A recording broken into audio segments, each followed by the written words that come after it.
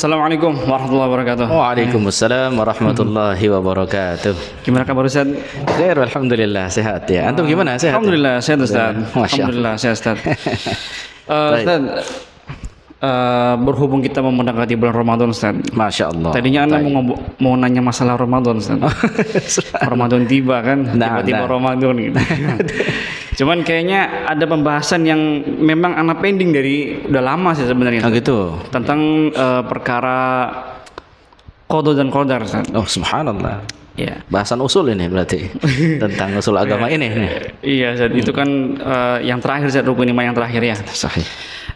Anak tuh mau tahu sebenarnya qada dan qadar itu artinya apa Ustaz? Baik, Masya Allah. Karena kan dulu kan kita kan cuma dapatnya qada dan qadar saja dulu tuh, tanpa dijelaskan oleh guru-guru kami gitu. Iya. Perinciannya seperti apa? Perinciannya seperti apa? Yes, baik. Jadi qada ini pada dasarnya adalah ketetapan. Ya, berarti kalau qada Allah berarti ketetapan Allah. Ya. Jadi Allah SWT menetapkan atas sesuatu. Nah, qada ini biasa diartikan oleh sebagian ulama sebagai ketetapan Allah semenjak zaman azali. Azali itu artinya belum terjadi, ya. Jadi sudah ditetapkan oleh Allah akan kejadian tertentu. Nah, ketika sudah kejadian disebutnya qadar, takdir. Tapi ada juga yang menyamakan antara qada dan qadar, sebenarnya satu artinya. Karena dalam hadis juga dikatakan ya wabil qadari khairihi wa syarrihi. Terhadap takdir, terhadap qadar, baiknya, buruknya itu semuanya ditentukan oleh Allah Subhanahu wa taala. Sehingga sebagian ulama menyamakan tuh qadar dengan qada, sama-sama ketetapan Allah Subhanahu wa taala. Ya tentunya penetapan tersebut itu kan ya, kalau dalam sebuah hadis yang sahih dikatakan bahwasanya ya sebelum penciptaan langit dan bumi 50.000 tahun malah demikian, dan Allah Subhanahu wa taala itu menciptakan qalam, kemudian Allah Subhanahu wa taala itu menyuruh untuk menuliskan mahwa kain, apa saja yang akan terjadi ila yaumil qiyamah, sampai hari kiamat, yakni di Lauh al-Mahfuz, itu Lauh al-Mahfuz, seperti Lauhul Mahfuz. Demikian, itulah disebut dengan qada, sekaligus pula disebut dengan takdir atau qadar, seperti itu. Ya, jadi memang ada yang menyamakan, ada yang membedakan tuh pengertiannya. Kalau yang membedakan berarti qada itu adalah yang Allah tetapkan sebelum kejadian. Sementara kalau takdir itu setelah kejadian maka disebut takdir atau qadar. Ada yang menyamakan, ya sama aja, sama ketetapan Allah qada dan qadar. Kadang disebut qada, kadang disebut qadar. Kayak itu, seperti itu. Nah, barakallahu, itulah qada qadar. Iya. Agak bingung juga nih Ustaz. Jadi qada itu segala yang sudah Allah tetapkan di awal kali gitu. Nah, itu belum kejadian menurut sebagian ulama. Nanti kalau sudah kejadian qada tersebut maka dikatakan qadar. Berarti ada cabang di sini loh Ustaz. Cabang apa nih? Berarti ada furu di situ. Furu akidah itu apa nih kalau kayak gini? Itu dalam masalah definisi. Iya. Ada yang mengatakan tadi kan qada dan qadar ini sama gitu. Ada yang mengatakan begini, beda gitu kan. Ini furu dalam masalah definisi. Perbedaan dalam masalah definisi aja. Sementara hakikatnya enggak berbeda. Sama-sama ketetapan Allah kan. Sama-sama memang ditetapkan oleh Allah dan pasti itu terjadi pada kita. Ya, sebagaimana kata Allah Subhanahu wa taala, wa in min syai'in illa 'indana khazainuhu wa ma nunazziluhu illa biqadarin ma'lum. Ya kan? Kata Allah Subhanahu wa taala, wa in min syai'in illa 'indana khazainuhu, dan tidak ada sesuatu itu kecuali pada kami lah khazainnya, khazanah-khazanahnya. Kemudian kata Allah di ayat lanjutannya, wa ma nunazziluhu, dan tidaklah kami menurunkannya ya illa biqadarin ma'lum, kecuali dengan takdir yang telah dimaklum. Ya, sesuai dengan qadar dimaklum. Nah, dari sana tentunya ini hakikat nih. Hakikatnya adalah semua telah ditetapkan oleh Allah atau ditakdirkan oleh Allah. Maka mau itu qada, mau itu qadar, sama-sama itu adalah takdir Allah Subhanahu wa taala. Itu hakikatnya. Walaupun beda dalam definisi, akan tapi hakikatnya sama tuh. Secara makna sama. Demikian. Ya, pertanyaannya sering dilontarkan terkait tentang masalah takdir Ustaz. Nah, dikatakan bahwa Allah sudah tulis itu 50.000 tahun sebelumnya. Pertanyaannya adalah, berarti semua dari awal sampai akhir sudah Allah tetapkan gitu Ustaz. Nah, misalkan begini, si fulan nanti masuknya ke surga, si fulan masuknya ke neraka, itu apakah sudah dituliskan juga Ustaz? Taib. Demikian. Oke. Iya. Berkaitan tentang itu, ya semuanya sudah dituliskan, semuanya. Di Lauhul Mahfuz itu tersebut. Di Lauhul Mahfuz semuanya dituliskan. Karena penulisan takdir ini, ikhwan, ya semuanya juga para pemirsa sekalian, bahwasanya itu ada berapa rukun yang ada, setidaknya ada 4 rukun. Pertama adalah ilmu Allah, ilmunya Allah Subhanahu wa taala. Ini mencakup segala sesuatu. Dari mulai awal sampai akhir kehidupan manusia, seluruh makhluknya ini diketahui oleh Allah, diilmui oleh Allah. Kemudian kita juga harus memahami tentang Alkitabah, penulisan. Ya, Allah SWT karena Maha tahu dia, ya, atas semua yang terjadi, atas semua yang dilakukan, atas semua apa. Sebelum mereka ada dari makhluknya itu Allah sudah tahu. Kemudian Allah catatkan tuh, ya, Alkitabah di Al-Lauh Al-Mahfuz, catatkan. Dan dalam pencatatannya kita harus yakini bahwasanya Allah Subhanahu wa taala itu menetapkan hal tersebut itu adalah dengan apa? Tentu dengan ilmunya tadi, ya. Ilmunya, keadilannya seperti itu. Kemudian yang harus kita pahami juga adalah Allah pencipta segala sesuatu, termasuk amal-amal dan perbuatan kita. Apa yang kita lakukan sudah diciptakan oleh Allah amalnya, perbuatannya. Nanti kita diberikan iradah, kemampuan untuk melakukannya, memilih amal-amal tersebut. Nah, kemudian selanjutnya, dan kita juga harus yakin bahwasanya Allah itu berkehendak, maha berkehendak atas segala sesuatu. Sehingga kita juga yakin tuh Allah SWT itu ya memberikan kehendak kepada kita untuk memilih perbuatan atau untuk melakukan perbuatan. Walaupun tetap kehendak kita masih di bawah kehendaknya Allah Subhanahu wa taala. Ya, tidak bisa melewati kehendaknya Allah Subhanahu wa taala. Jadi harus ada 4 tuh yang kita fahami dari takdir Allah Subhanahu wa taala.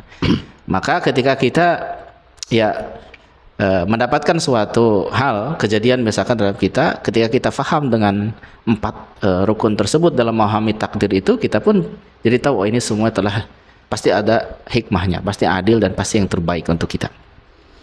Termasuk masalah ditetapkannya surga dan neraka bagi seseorang, seperti itu juga sudah ditetapkan oleh Allah, karena Allah tahu ini orang bakal milih perbuatan apa, akan nanti kemana dia nanti, ke surga atau ke neraka, seperti itu. Makanya diutus malaikat ke rahim ibu kita itu, ya, bikatbi rizqihi, untuk menulis apa, rizkinya, wa ajalihi, dan juga ajalnya, ya. Kemudian selanjutnya adalah diantaranya juga adalah bikatbi apa, syaqiyun atau sa'idun, dia termasuk dalam orang yang bahagia, yang sengsara atau ke orang bahagianya, itu dicatatkan semuanya, ya. Dia masuk ke dalam orang-orang yang bahagiakah atau sengsara, nanti sudah dicatatkan di sana. Itu hasil breakdown dari Lauhul Mahfuz tuh. Iya. Gitu. Nah, iya. Banyak orang kesandung juga di bagian rukun iman yang terakhir ini, betul. Iya, ada yang mengatakan bahwa tidak ada yang mengingkari takdir gitu, bahwa Allah tidak tahu terhadap apa yang akan terjadi gitu. Nah, seperti itu. Misalnya begini, misalkan tadi ada orang yang ditakdirkan masuk neraka, ada orang yang ditakdirkan masuk surga. Ini kan dengan keajaran Allah, bukan, Ustaz? Betul. Bagaimana tuh, Ustaz, untuk menyikapi itu tuh? Oke. Bagus ya. Pertama berkaitan tentang seorang dimasukkan dalam surga atau ke neraka tanpa dia ketahui, seperti itu, ya kan?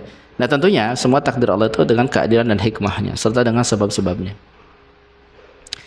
Bukan berarti ketika seseorang itu sudah ditetapkan ke dalam neraka seperti itu, tidak, kemudian Allah Subhanahu wa taala tidak menegakkan hujah kepadanya, tidak menyampaikan dakwah kepadanya, atau tidak menyampaikan kebenaran kepadanya.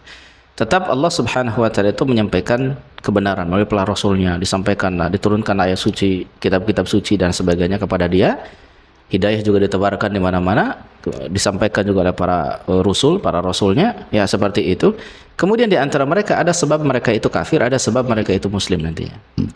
Ada sebab-sebabnya ternyata, dan takdir tersebut dengan sebab-sebabnya. Ketika mereka itu ingkar, inad kepada dakwah gitu kan, mengingkari juga menentang seperti itu, itulah sebab dia menjadi orang kafir nanti. Yang kemudian sebab dia untuk masuk ke dalam nerakanya. Kenapa Allah sudah tetapkan dia di neraka? Ternyata memang ketika disampaikan dakwah pun dia pun menolak dakwahnya. Jadi ada sebabnya tuh dia masuk neraka. Begitu pula ketika Allah menentukan seseorang itu masuk ke dalam surganya, itu pun pasti dengan sebabnya tuh dia masuk ke surganya. Adalah ketika disampaikan dakwah kepadanya, memang dia menerima dakwah tersebut. Makanya di ayat itu, a'andartum am lam tunzirhum la yu'minun. Engkau berikan kepada mereka peringatan ataupun engkau enggak berikan peringatan, sama saja mereka enggak beriman. Karena Allah tahu tuh pada dasarnya mereka itu memang memiliki tipikal menolak dakwah gitu kan. Tapi kemudian tetap saja kan Nabi diperintahkan untuk mendakwahi mereka. Ya, yang kemudian sebabnya mereka masuk neraka itu adalah karena itu tuh menolak dakwah, demikian. Nah, kenapa ditentukan demikian? Allah lebih tahu. Kenapa demikian? Dan Allah lebih tahu kenapa kita ke surga atau ke neraka seperti itu, dan kita tidak tahu tentang alasan tersebut. Maka dalam hal ini tentunya kembali kepada kehendak Allah Subhanahu wa taala dan ilmunya dia gitu. Ya, seorang masuk ke surga pasti ada hikmahnya di balik penetapan itu. Seorang masuk ke neraka juga pasti ada hikmahnya di balik penetapan tersebut. Dan hikmahnya bisa jadi kita ketahui, bisa jadi juga kita tidak ketahui gitu. Dan dia yang menyimpan itu gitu. Maka kembali kepada hak prerogatif dia nih menentukan ke surga ke nerakanya. Demikian. Iya. Kompleks juga Ustaz ya masalah ini. Luar biasa kompleks ini. Makanya para sahabat juga sama punya Pertanyaan kayak gini. Itu makanya kan ya Rasulullah, kalau fakaifa bil amal, kalau begitu ngapain kita beramal? Iya.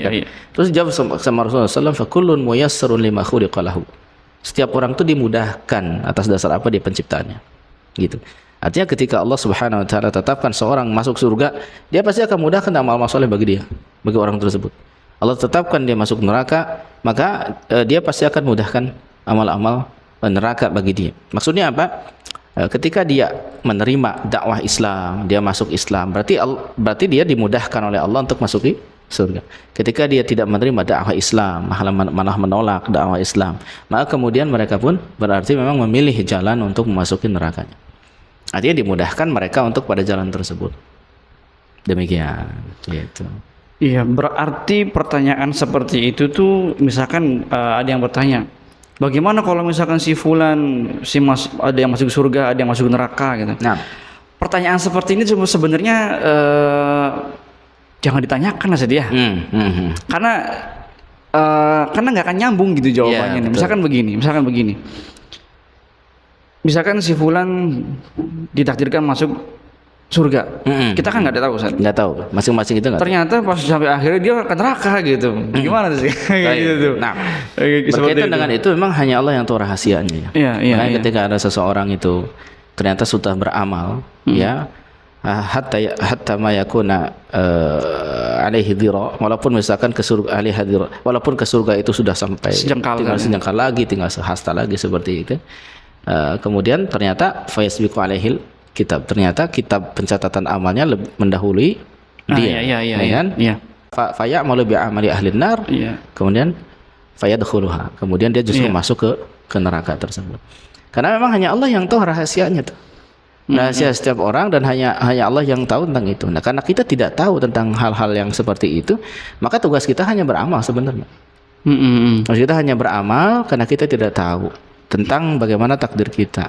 Ya, begitu. Sehingga pertanyaan-pertanyaan demikian itu sebenarnya kontraproduktif. Apakah saya ini ke surga atau ke neraka, ya, atau si orang ini ke surga atau neraka, itu kontraproduktif. Karena itu kembali kepada apa? Takdirnya Allah Subhanahu wa taala. Ya.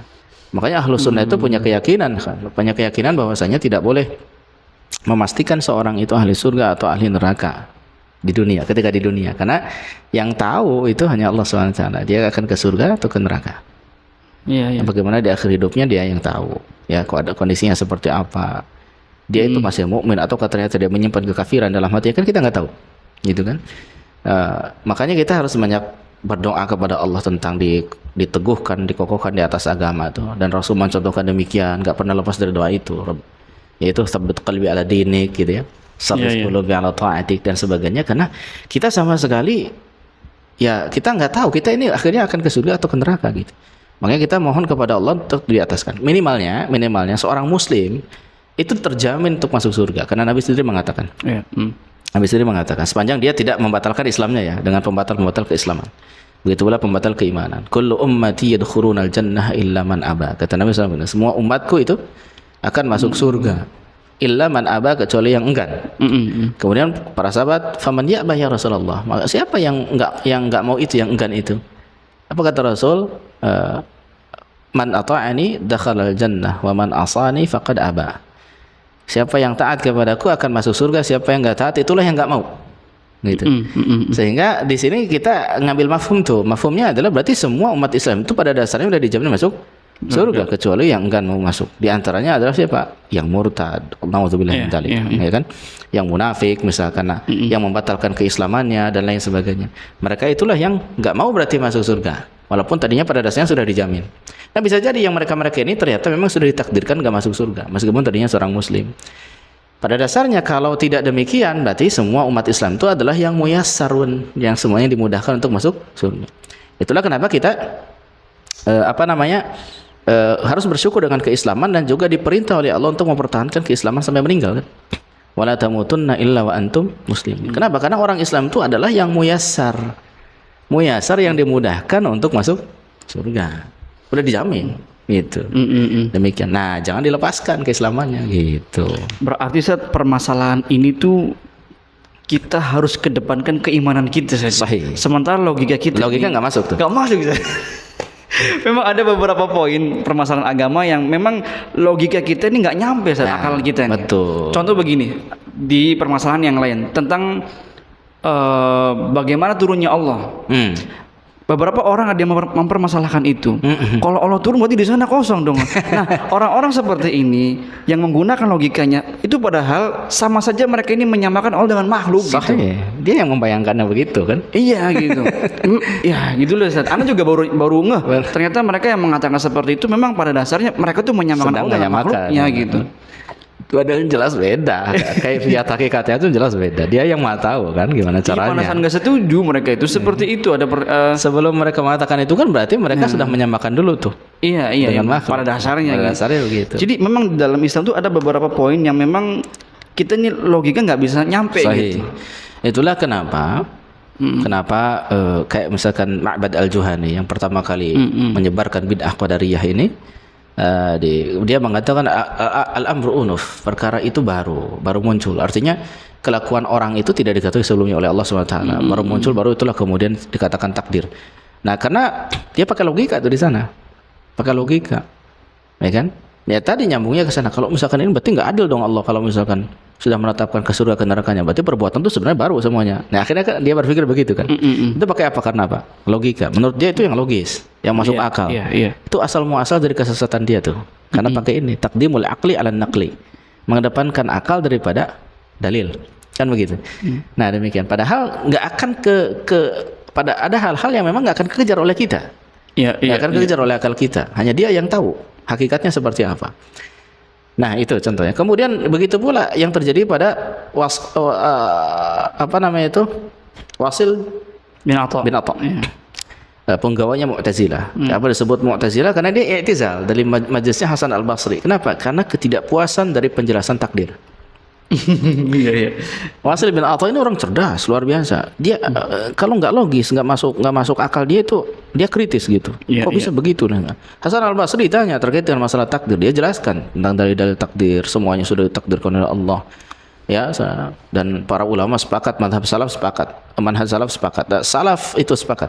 3 generasi awal sepakat. Wa madhhabus salafi kata siapa? Ibnu Hajar dalam Fathul Bari, qatibatun ala annal umura kullaha bi taqdirillah taala katanya. Salaf itu dulu, para pendahulu 3 generasi awal itu, mereka itu sudah sepakat bahwasanya semua perkara itu adalah bagaimana semuanya bi taqdirillah, dengan takdir Allah Subhanahu wa taala. Seperti itu. Karena tadi dalil dari Al-Hijr ayat 21 tadi. Nah, sementara otomatis Hasan al-Basri menjelaskan itu kan sesuai dengan bagaimana salaf memahami itu kan begitu tentang takdir. Nah, nggak masuk logika bagi Wasil bin Atha itu. Nggak masuk logikanya. Akhirnya apa yang terjadi? Wasil i'tizal, nggak mau lagi ngaji sama Hasan al-Basri. Keluar dia dari barisan Ahlus Sunnah. Makanya disebut dengan Mu'tazili dia. Orang yang i'tizal. Yang kemudian ajaran Hasan al-Basri ini dikenal dengan istilah apa? Mu'tazilah. Gitu. Ajaran dari siapa? Wasil bin Atha. Wasil bin Atha ini kemudian disebut dengan Mu'tazilah.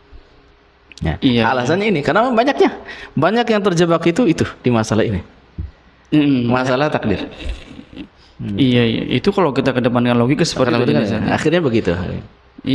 Padahal hal yang kita nggak kejar logika, kita coba kejar, jadi kita yang pusing. Nah itu. Sama kayak tentang Isra Mi'raj itu kan kalau kita pakai logika nggak nyampe. Nggak nyampe. Pada saat itu kan orang bertanya-tanya kan seperti itu. Gimana ceritanya nih? Betul. Dari orang biasa. Masjidil Aqsa cuma semalam. Apalagi sampai ke langit ke-7. Kan lebih nggak masuk akal lagi kan menurut kacamata akal. Iya. Tapi kalau Abu Bakar pakainya kacamata akal atau kacamata iman? Iman Ustaz. Iman. Kalau Abu Bakar apapun dikatakan Muhammad pasti saya percaya. Bahkan lebih misalkan. Bahkan lebih dari itu. Sekalipun lebih dari itu saya percaya. Bahkan misalkan dikatakan bahwasanya saya itu cuma semenit ke langit, enggak perlu semalam. Kira-kira Abu Bakar percaya atau tidak? Pasti percaya. Karena pakai kacamata iman gitu. Walaupun enggak masuk akal, pakai kacamata iman. Begitu pula dalam memahami takdir. Kalau kacamatanya kacamata iman, percaya kita. Iya. Ya kan? Demikian. Termasuk dalam masalah pemimpin. Waduh, iya. Tadi kita tahan dulu. Saya. Coba gini Ustaz, pertanyaan misalkan. Tadi harus kita pahami bahwasanya takdir itu sudah Allah tulis sebetulnya Ustaz. Nah, dan itu nggak bisa rubah kan Ustaz ya. Yang di umul kitab nih, yang di Lauhul Mahfuz. Umul kitab nih dia nggak akan berubah. Tergantung. Nah, itu pertanyaannya Ustaz. Katanya kan tidak ada yang bisa menolak takdir kecuali doa misalkan. Berarti kan tandanya takdir itu bisa berubah. Nah, pertanyaannya adalah takdir yang berubah itu seperti apa? Seperti apa? Nah, pertanyaan yang bagus. Ini agak kontradiktif nih Ustaz. Antara catatan Allah yang apa namanya yang di Lauhul Mahfuz dengan bagaimana? Kan itu kan permanen, nggak bisa berubah itu yang itu. Ya. Sementara ada takdir yang dikatakan bisa berubah. Nah, nah ini itu bagaimana? Ya, bagaimana Ustaz untuk bisa ini memahaminya gitu. Kata Nabi SAW, hadisnya sahih memang. Ya, yaitu la yaruddul qadar illa doa. Tidak ada yang mampu menolak takdir kecuali doa. Nah, sebagian orang memahami dari hadis ini ikhwan bahwasanya takdir itu berarti bisa berubah dengan doa kan begitu ya. Nah, sebenarnya takdir yang mana yang berubah itu? Kan gitu. Yeah. Jadi begini, menurut penjelasan para ulama, bahwasanya Allah Subhanahu wa taala itu menuliskan segala sesuatu yang di Lauhul Mahfuz, termasuk doa orang tersebut dan pengabulannya. Iya. Jadi ketika Allah tuh tuliskan begini, jadi si fulan ini akan terjadi begini pada dia di masa ini. Tapi kalau dia berdoa akan terjadinya begini. Enggak jadi itu. Kalau dia tidak berdoa akan terjadi begini. Dituliskan seperti itu. Berarti sampai perubahannya pun ditulis. Sudah tertulis. Betul. Berarti. Sudah tertulis. Iya. Jadi ketika kita memilih, misalkan itulah kenapa ungkapan dari Umar bin Khattab radhiyallahu anhu ketika ketika dia nggak jadi masuk ke daerah yang ada wabah. Apa kata Umar bin Khattab? Kenapa Anda itu nggak mau masuk? Segala sesuatu kan sudah takdirkan. Kalaupun kita masuk juga, kalau takdir Allah selamat kan. Tapi apa kata Umar bin Khattab? Kita lari dari satu takdir ke takdir yang lainnya. Itu kalimatnya. Iya. Karena Allah tuh udah menetapkan kalau masuk nanti begini, kalau nggak masuk nanti begini, gitu. Semuanya udah tertulis tuh. Orang kalau berdoa begini, nggak berdoa pasti begini. Orang kalau silaturahim umurnya sekian tahun, kalau dia nggak silaturahim umurnya sekian tahun. Dan dua-duanya sudah ditulis.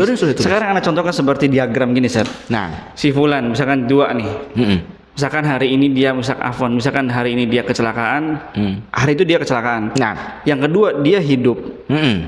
Kemudian yang keduanya misalkan dia hidup normal. Nah, yang keduanya hidup tapi dia cacat. Nah, nanti kan di antara dua itu kan akan membuat sebuah kehidupan yang lain, yang bercabang. Nah, berarti semua kemungkinan itu sudah tertulis semua itu, semuanya sudah tertulis. Iya. Semuanya ditulis oleh Allah. Hatta al-waraqah, sampai daun yang jatuh pun ditulis. Daun yang jatuh kapan jatuhnya dari pohon tersebut? Pohon yang mana yang jatuhnya, semuanya tertulis. Iya. Itu makanya disebut ummul kitab. Dan yang menuliskan dan menghapuskannya hanya dia, itu prerogatif dia. Yamhullahu ma yasha wa yuthbit wa indahu ummul kitab. Yamhullah, Allah yang menghapus. Ma yasha sesuai dengan kehendaknya, gitu kan? Wa yuthbit, dan dia yang menetapkan. Itu memang sesuai dengan kehendak dia. Wa indahu ummul kitab, dan di sisinya ada ummul kitab. Itu ada Allahul Mahfuz, dan semua tertulis. Di sana semuanya tertulis. Iya. Nah, nanti dari sana di breakdown tuh.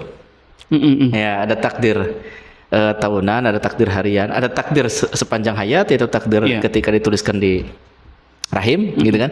Ada takdir tahunan yang nanti tiap Lailatul Qadar itu kemudian di breakdown lagi, ditetapkan lagi seperti apa, gitu kan. Nanti takdir yang mana nih? Kalau dia berdoa pada Allah minta takdir yang baik, nanti dikasihkan takdir yang baiknya dari atasnya itu di breakdown itu. Dari Lauhul Mahfuznya itu. Dan itu sudah ditulis juga. Sudah di Lauhul Mahfuz. Ya Masyaallah, iya. Paham ya?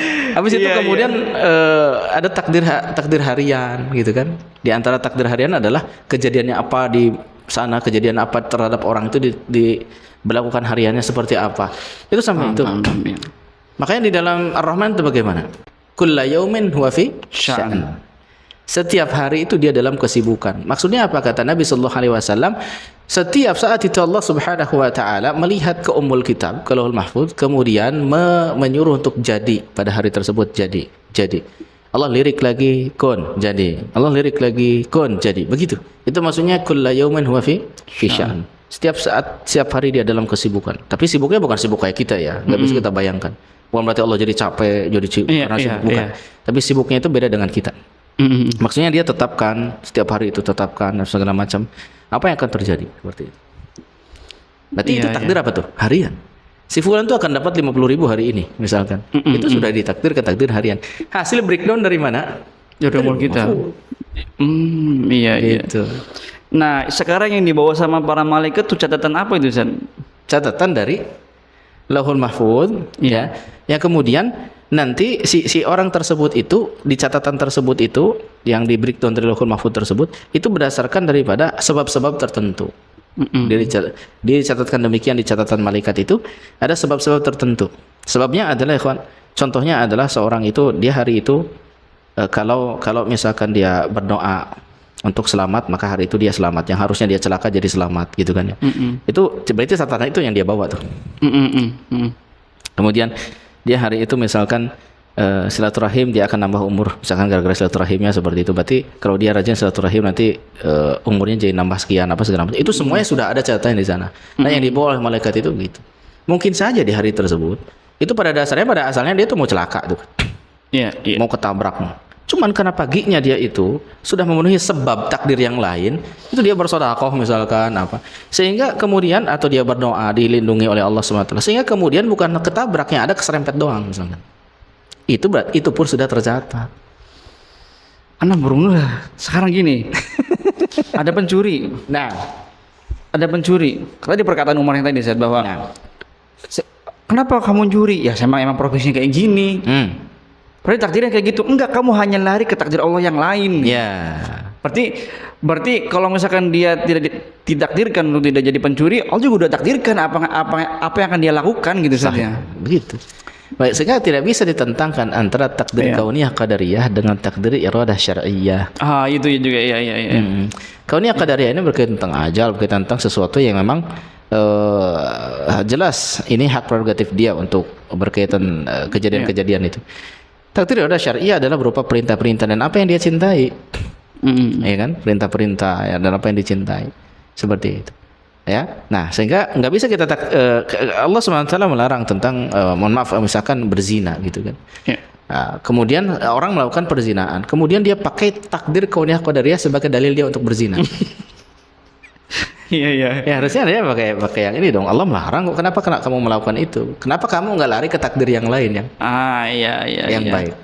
Padahal juga bisa jadi Allah sudah tulis takdir yang lain itu. Yang lain pun udah ditulis. Iya. Itulah kenapa orang itu dihukumi dia dihukumi berdosa gitu. Karena apa? Karena ada iradah di sana. Ada keinginan atau ada kehendak dia untuk melakukan sesuatu. Kalau tidak ada keinginan, tidak ada kehendak untuk melakukan sesuatu, sama Allah nggak akan ditulis dosa. Makanya rufi'al aqlam an thalath kata Nabi misalkan, atau di riwayat yang lain an arba. Diangkat pena itu dari 3 misalkan. Pertama anis subi, ya, hatta yahtalima sampai dia itu balik sampai dia balik. Kemudian sampai ihtilam ya kan. Kemudian dari anil majnun hatta yafiqa sampai dia itu sadar dari ininya. Ya, kemudian anil naim hatta yastayqidha. Sampai dia bangun dari orang yang tidur tuh ya. Itu di antaranya. Kenapa? Karena mereka itu kalau berbuat sesuatu tanpa kesadaran kan, tanpa iradah. Sehingga diangkat kolamnya pun, pencatatannya pun, catatan dosanya pun diangkat ketika mereka melakukan kesalahan. Dari anak kecil, orang gila, orang tidur, ya. Begitu pula ada orang yang anil mukroh, dari orang yang dipaksa begitu kan. Demikian. Kenapa? Karena mereka itu terpaksa atau tidak berdasarkan iradah dia ketika melakukan sesuatu. Tapi ketika seorang itu melakukan sesuatu dengan iradah dia, maka itulah yang dicatat dosanya. Itu di sisi keadilan Allah Subhanahu wa taala.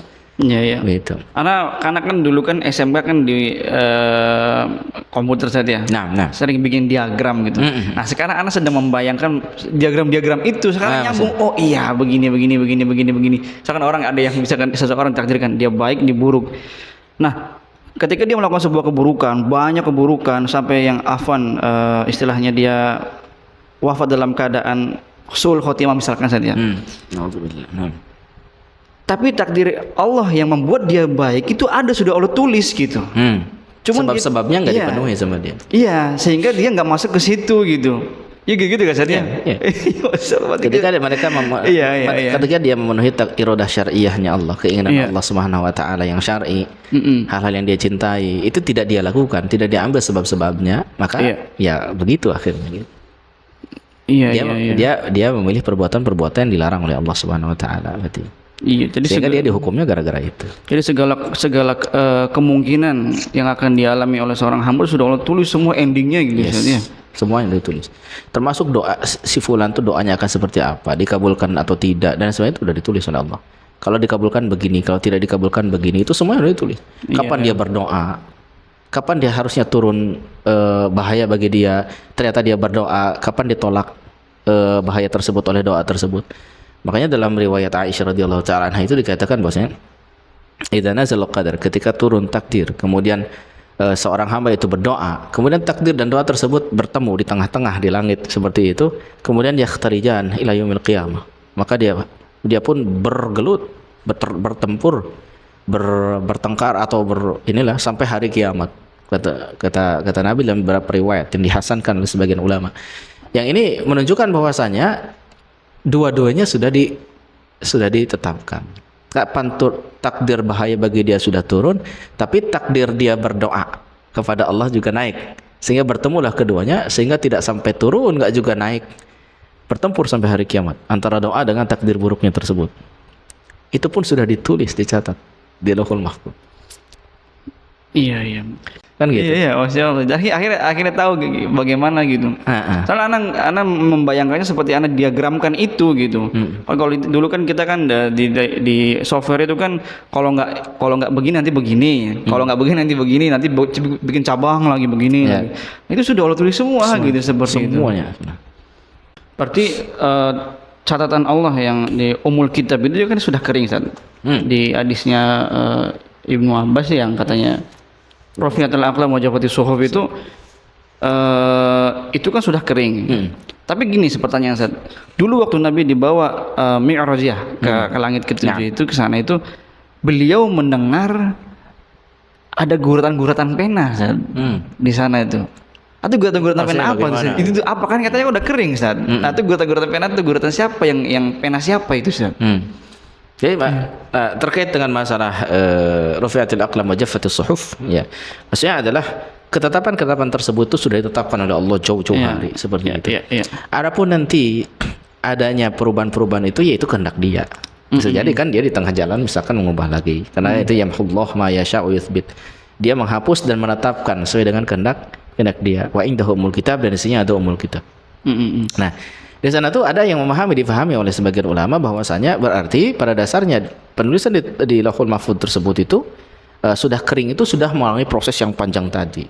Maksudnya ada yang dihapus, ada yang dimasukin lagi, ada yang dihapus, dimasukin lagi dan sebagainya seperti itu. Dan sesuai dengan kehendak dia kan begitu. Dan kita tidak tahu tentang itu. Nah, maksud dari hadis tersebut adalah bisa jadi adalah ke sana maksudnya. Nah, sementara untuk guratan-guratan pena tersebut itu karena memang setiap hari memang ditakdirkan di breakdown dari umul kitab tersebut. Kayaknya itu ya. Makanya di surah Al-Jin itu tentang penafsiran surah Al-Jin di antara mereka ada yang suka mencuri berita langit kan dari kalangan jin, jin, syaitan. Karena pada waktu itu Allah Subhanahu wa taala menuliskan takdirnya di langit, para malaikat kemudian untuk hari itu tuh malaikat pada waktu itu pada lihat kan, pada lihat apa yang dituliskan oleh Allah, apa yang diperintahkan, apa yang ditugaskan dan lain sebagainya. Sehingga mereka itu turun sambil berbincang-bincang dari malaikat, ini Allah ngasih tugas ini.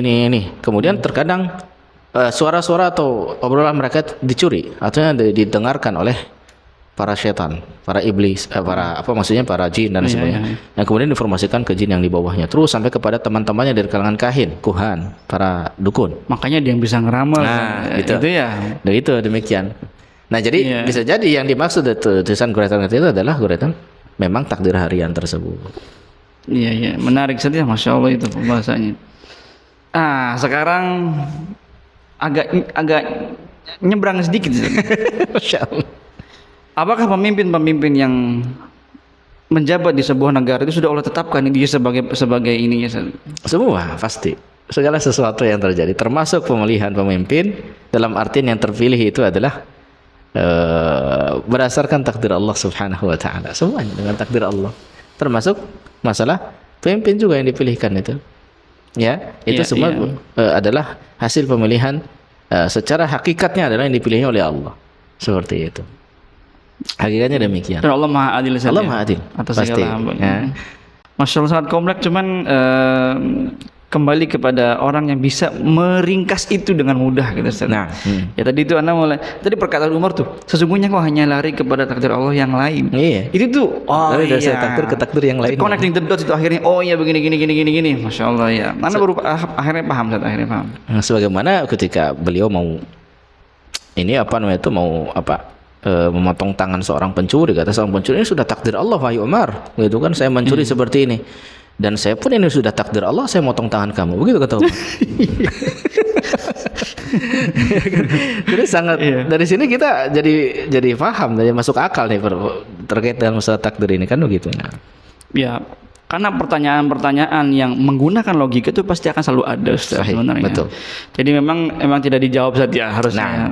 Tinggal ya kita tinggal beriman aja lah, beriman dan beramal. Ada saatnya di mana kita ini harus tunduk akal gitu itu terhadap syariat. Sahih. Iya. Masya Allah ya.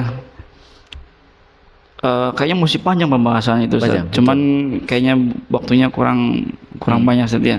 Ini kita bahas tentang takdir itu Syifaul Alil yang ditulis oleh Ibnu Qayyim, itu tebal segini. Jadi pembahasan seperti ini Masya Allah sangat memuaskan sekali yang beliau bahas itu. Bagaimana Ahlus Sunnah memahami tentang takdir gitu. Iya. Jadi memang panjang pembahasannya. Ya. Iya. Cuman kita ringkas di 30 menit sekarang. Iya. Sebenarnya kita juga nggak akan bingung kalau tidak ada pertanyaan-pertanyaan seperti itu. Gitu, Ustaz. Kadang logika seseorang tuh yang membuat setiap permasalahan jadi rumit gitu, Ustaz. Iya. Pertanyaan-pertanyaan sebenarnya itu yang nggak harus ditanyakan. Biasanya itu oleh orang-orang kan gitu. Iya. Nggak semua harus ditanyakan Ustaz ya. Dan nggak semua harus dijawab. Iya. Tapi Ustaz itu mungkin agak cukup Ustaz itu sangat terang, membuat jadi terang gitu Ustaz. Ya. Apalagi mungkin cukup Ustaz itu aja Ustaz. Mungkin sekian dulu Ustaz. Itu karena pembahasan itu emang kalau untuk beberapa orang masih agak berat, pun sama itu. Ya, cuman kalau kita dapatkan intisarinya tuh jadi mudah gitu Ustaz. Iya. Tapi Ustaz mungkin itu aja Ustaz pembahasan kita pada siang hari ini. Semoga bermanfaat untuk teman-teman sekalian dan kita semua. Syukur Ustaz, jazakallah. Wa iyyakum. Assalamualaikum warahmatullahi wabarakatuh.